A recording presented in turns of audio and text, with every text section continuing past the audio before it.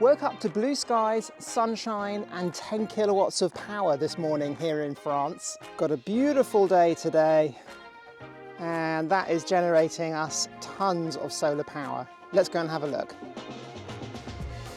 So we're generating, let's have a look. So today, at the end of February, we're generating just over 10 kilowatts of power. In the house we're using around 7 kilowatts of power. I've got the tumble dryer on, we've got the dishwasher on, the washing machine, the underfloor heating.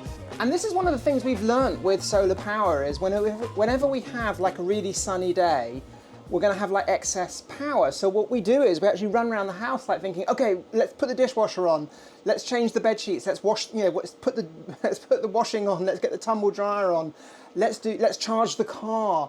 Let's do all of those things that use power whilst the sun is out. And it's interesting because before we had the solar power, we used to do things in reverse. We used to do all of those things at nighttime using off-peak power. But now we do them in the day. Now today what I want to talk about, since it's sunny, I want to talk about how we can use our battery power. So at the moment we have 3 16 kilowatt hour batteries here, which do us really well for powering the house. But what if we could take that power and use it around the property in a portable sense? And I'm not talking about a power station or anything like that. Let me tell you exactly how this all started, because this little journey of mine with portable power actually began 5 years ago. So what I want to talk to you today about is taking our power from our solar system and powering garden tools. But all is not what it seems. And before we start, I just want to say this isn't a sponsored video or anything like this. Everything we're talking about today has all been purchased with my own money. So this started for me back in probably 2019, maybe even 2018. And here on the property, we'd always had petrol equipment and two-stroke equipment. And one spring, it was around this time of year, we thought, okay, let's get the lawns mowed, and we tried to start the mower, and we pulled it, and this thing would never start. Finally, the string actually broke. And I think it was a similar story with the strimmer as well. And we just about had enough of the pain of having petrol equipment. You may have been there yourself, and you know what I'm talking about. Unless you're a mechanic, it's incredibly frustrating. And for us during lockdown, we suddenly realized, hang on a minute, we need to be able to cut our lawns. How can we cut our lawns? We can't just hire a mechanic. We can't go to the petrol stations to get petrol. Why don't we get some electric equipment? And I'd heard that electric garden equipment had been coming on a long way. I've had a Tesla for over 8 years. So I thought to myself, well, why not go to the Tesla of like chainsaws and strimmers and everything else? And that is the company Stihl. And you see this sort of equipment, the Stihl equipment, being used by councils and government and contractors when they're cutting trees down, professional loggers and things like this. They all use the Stihl equipment. So I thought, okay, that must be obviously like the Tesla of garden equipment. So I went out there and bought this mower here, this Stihl mower. I actually bought it online, had it delivered to the house because, that's the only way we could get it then. It was during lockdown. Had it delivered, the grass was quite long, charged up the batteries, got 2 of these batteries here. And we also got a strimmer as well. And I remember the grass was quite long, and I thought, yeah, this is like the Tesla of lawnmowers. Ploughed straight into the grass, and the motor just like stopped. It just wasn't powerful enough to cut long grass, which I just thought was crazy, really, because our old petrol mower could plough through pretty much anything. And this thing here can't handle tall grass. It can only handle quite short grass. But we battled on with it, and we used the strimmer as well, and the strimmer was quite good. And then it very quickly became apparent that these batteries are just too small. I don't know how many amp hours is this. So this is a 36 volt battery, and it's a 6 amp hour battery, 36 volts. And the problem is they're very small and they tend to overheat because they're not quite big enough. So if you're using it in a high draw situation like a mower, and if it's summer, they'll overheat before the battery actually runs out. So you need, several batteries. And even then, this mower was struggling. So we also bought a little strimmer. And we also got the chainsaw. The chainsaw was quite good, I have to admit. The chainsaw was great, battery's not so great. And then we also got the telescopic hedge trimmer as well. Again, nothing wrong with the hedge trimmer. And to be honest, hedge trimmers hardly use any battery at all. So if you're just using a hedge trimmer, these batteries are probably fine with something like this. So it wasn't long before I got frustrated, and eventually I just thought I have to get something different. So I went out there and had a look and bought this thing here, which is an Ego mower. Now, the interesting thing about these mowers is that they take a much, much larger battery. In fact, this is a 56 volt platform, and this particular battery is 12 amp hours. Now, it quickly became apparent that the Ego and the Stihl, it was like chalk and cheese. The bizarre thing was that the Stihl lawnmower was like a domestic piece of equipment. It was just completely rubbish. I mean, it's fine if you want to mow like a postage stamp lawn, or mow a lawn in a residential kind of house that has a really small front lawn and back lawn. I'm sure it's fine for something like this. But here, where we've got like a lot of very, very big property, it just wasn't going to cut it. And the Ego just plows through anything. You literally, we've mown through bramble bushes, long, thick, tough grass, and it just keeps on going. And with these big batteries, it just lasts and lasts and lasts. And we've got, multiple different batteries as well. They've got, this particular battery is a 5 amp hour battery. They quite often bundle the mower with a 5 amp hour battery, or you can buy it there as well. Now, the thing about this equipment is when you're buying garden equipment that takes a high drain, so things like a brush cutter, a lawnmower, a chainsaw, if you're going to be cutting down like really big trees, a chainsaw, things that will take a huge amount of power for long periods of time, you may be thinking, well, maybe I should get like 2 6 amp hour batteries rather than 1 12 amp hour batteries, because you can have like, my thought was originally, I thought, well, I could have like one charging whilst I'm using the other one. And that's not the case. This is the big misconception that no one actually talks about with this sort of equipment if you're using it at its full capacity. And that is the heat problem. So these batteries don't have cooling. Well, they don't have like liquid cooling built in like a car battery. So like in a Tesla, the batteries are liquid cooled. So you can do acceleration tests. You can be putting your foot to the floor and the battery won't overheat in a modern electric car because it's got that liquid cooling. These batteries don't have liquid cooling, it's just thermal cooling. So they will overheat in high draw situations. However, what I have found is that the small batteries, like I've got a couple of 4 amp hour batteries, they will overheat very, very quickly when used in things like a lawnmower or a chainsaw. However, the 12 amp hour batteries, they don't tend to overheat at all.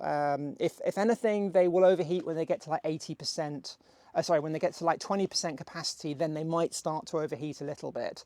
Then you can just take it out, let it cool down, use another battery whilst this one cools down. So that is the thing I have found. So if you're going to be using high drain equipment in a high drain situation, use the larger batteries rather than lots of small batteries, because the small batteries do overheat incredibly quickly. Now, if you're just using a chainsaw for cutting really small things, or if you're doing using a pole saw like I have here, or a hedge cutters use virtually no power, then like the 2 amp hour batteries are perfect for those. Yeah. Now the other thing I just want to quickly touch on before we kind of get into a few demonstrations is the guarantee. So the great thing about the Ego equipment that I have found is that the guarantee is 5 years. It's got a 5-year guarantee, which is crazy. And I bought this from a shop down the road. So we actually did have a problem with the mower in the first year. the heat sensor of the actual motor kept overheating, so the actual mower was overheating, not the batteries.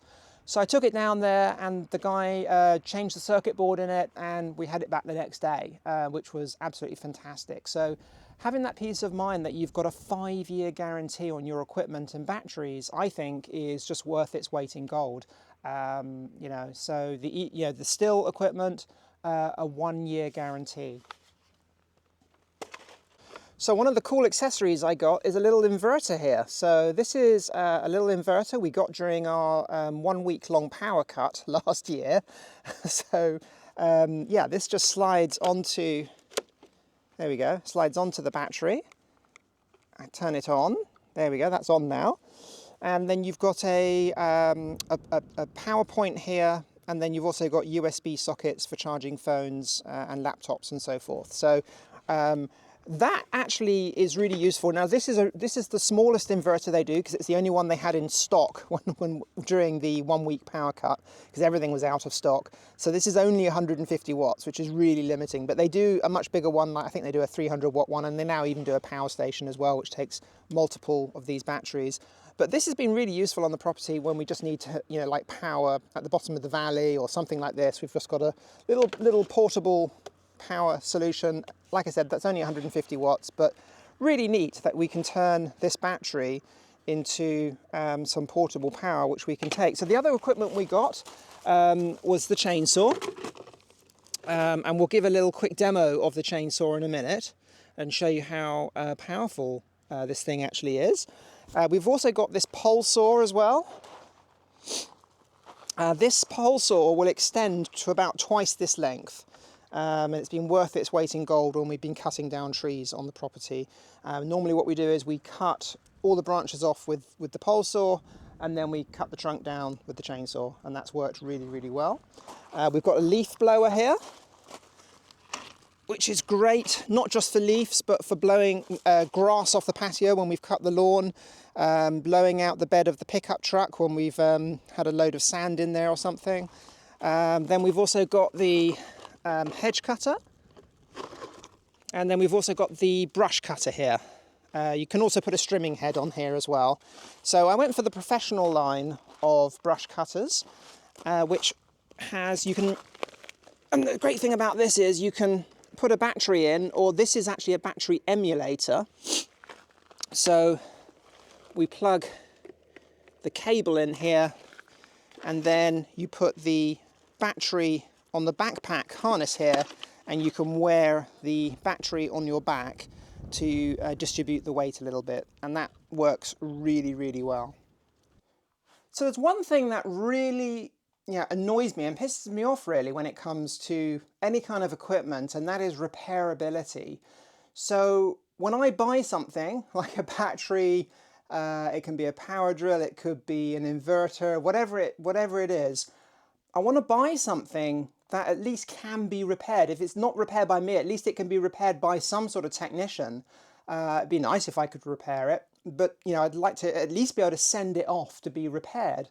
So not long after we got the Ego equipment, because we still use some of the still equipment, we still use the still chainsaw, we still use the strimmer every now and again. We've got 2 batteries for it, so it's a little bit limited to what we can do. And I was about to buy another battery because I thought, why not? Still had come out with a slightly higher capacity battery. So I thought maybe I should get a 3rd still battery.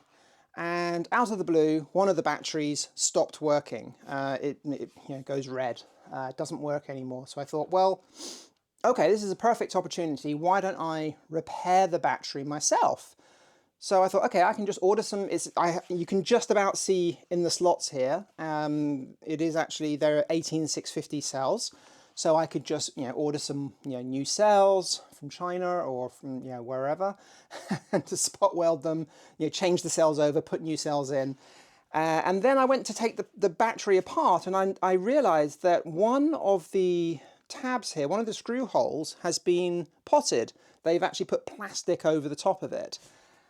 Which I realized it was going to be challenging to take it apart. If we look at the Ego batteries, you can actually take the whole thing apart, no problem at all.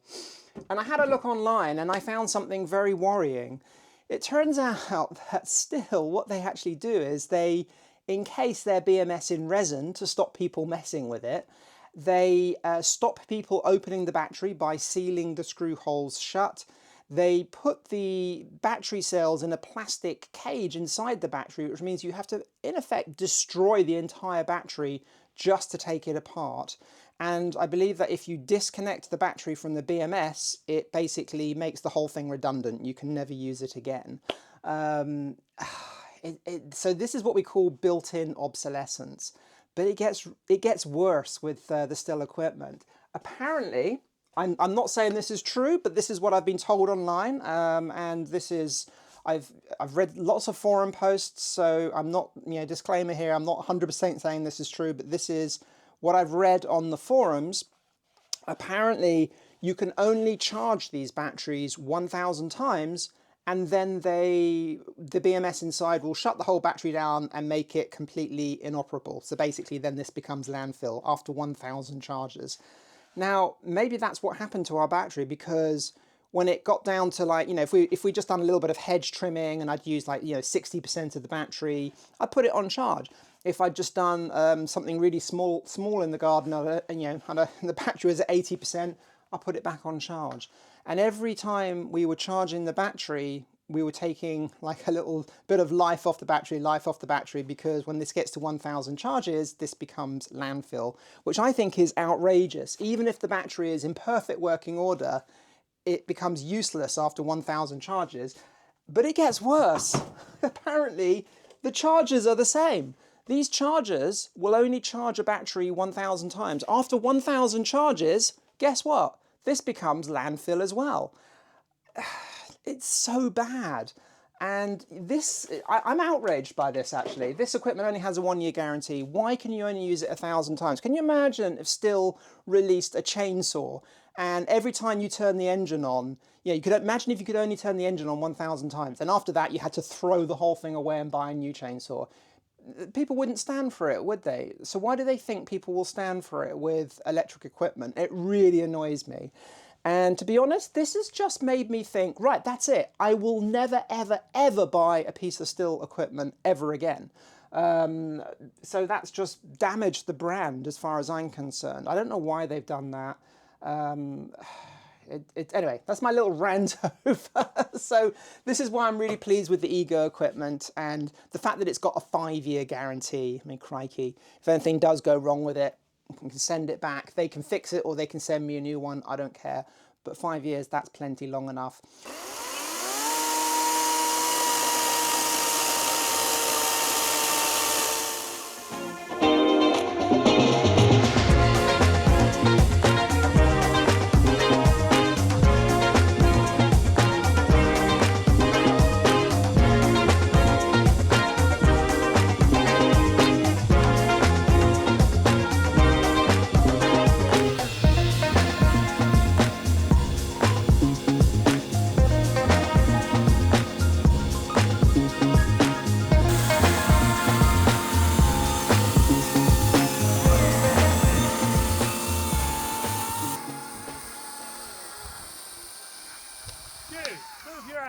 Move!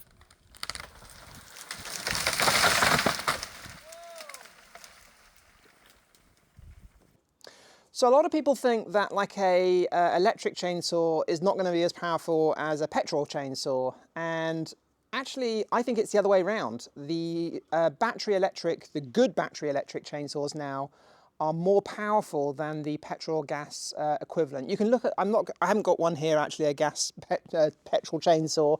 But have a look on YouTube. There are loads of comparisons, and they usually beat them hands down, because the saw has 100% torque at any speed. It's very similar to like an electric car. That's why an electric car like a Tesla will always beat off the blocks, like in a 0 to 60 race, like a Porsche or a Lamborghini or a Ferrari or whatever, anything like that.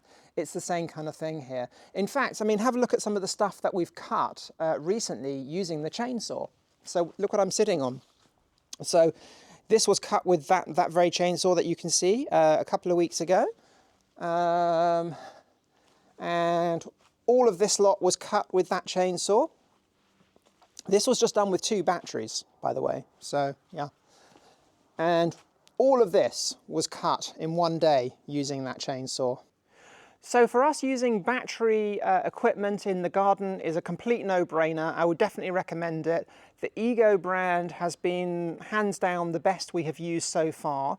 Now we do have a robot mower, which is not Ego, and I'll be reviewing that as soon as the weather gets a little bit better. I think maybe in about 3 or 4 weeks' time we can get that out and I can show you how that works. So yeah, and the final frustrating thing I find is that there aren't electric tractors at the moment, or not here in France. There is one really small electric tractor you can buy, which is imported from India, and it's like 30 grand, and it's just way too small. And apparently, I think next year, New Holland do have a massive full-size electric tractor coming out, but they reckon that's going to be like 150 grand. I mean, it's just, I don't know why they just put such crazy prices on things just because they're electric and they're new. So yeah, the farming community has been really slow to adopt electric. So one of the things that's going through my mind is, could we buy a tractor and convert it to electric at some point? Maybe that would be a good project for the YouTube channel. I'm not a mechanic. I know nothing about mechanics. I have no idea how that would work. It'd be an interesting experiment. So what we might end up doing is buying a regular tractor, like a diesel tractor. We could use it for a year to learn how to use the tractor, because I've never used a tractor before, but we do need one for the property. And then when I'm familiar with it, maybe then we could convert it to battery electric. So maybe that is something we could do in the future. Okay guys, well I'm going to leave it there. Got some really exciting content coming for you in the next couple of weeks. Really appreciate your likes and comments. Keep those comments coming. And if you like this content and you want to see more content on battery electric equipment and off-grid living, please subscribe. Catch you next time.